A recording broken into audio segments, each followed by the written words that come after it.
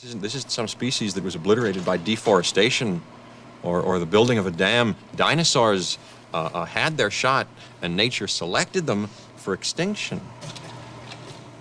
I simply don't understand this Luddite attitude, especially from a scientist.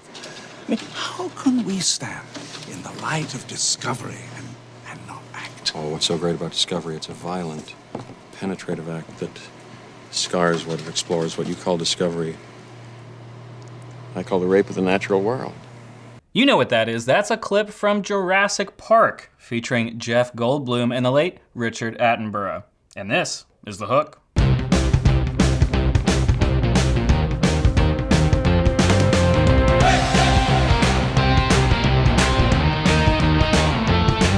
Hey everybody, I'm Andrew Roush, and I love the University of Texas so much that it would take a cataclysmic, apocalyptic style act of God to keep me away from UT, that or a federal holiday. Hi there, America, good to see you again. Do you like dinosaurs?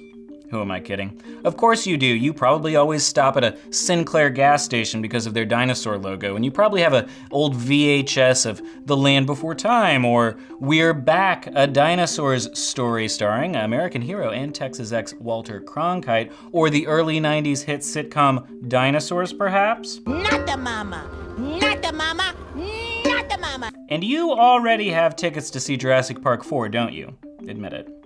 Well, you're in luck because this episode of The Hook is all about your favorite scaly or possibly feathered lizards.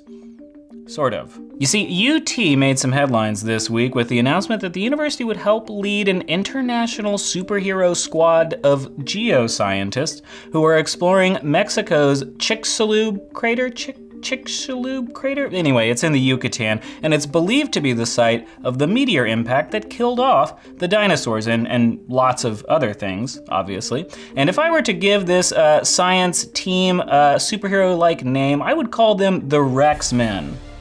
Because, you know, dinosaurs. But of course, we can't just dive into this sort of a thing without a guide. Perhaps a shaggy-maned, mysterious but charismatic and brilliant scientist type who can tell us all about this? Life finds a way. Corey, we got anybody like that? The fundamental way that the surfaces of planets all over the solar system are changed is by the constant rain of impacts.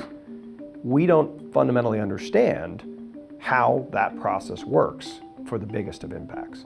And every one of the biggest impacts shows somewhere near the center a ring of peaks. Right, well, Dr. Gulick, it sounds like you science types have a lot to catch up on. What are you hoping to find out there? It's a chance to study the extinction event and, very importantly, a chance to look at the recovery of life afterwards. So how did life recover after taking a big hit like that? 75% of the planet's species went extinct.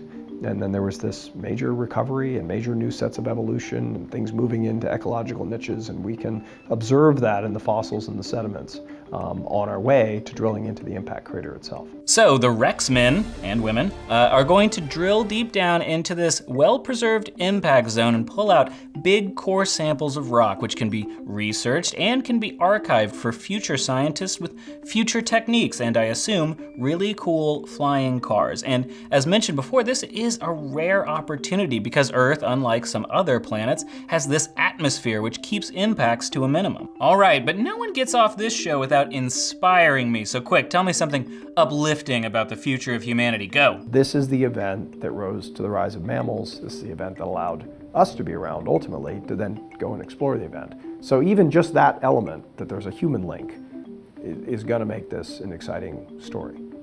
Now, I'm personally probably most excited about where we're gonna be wrong.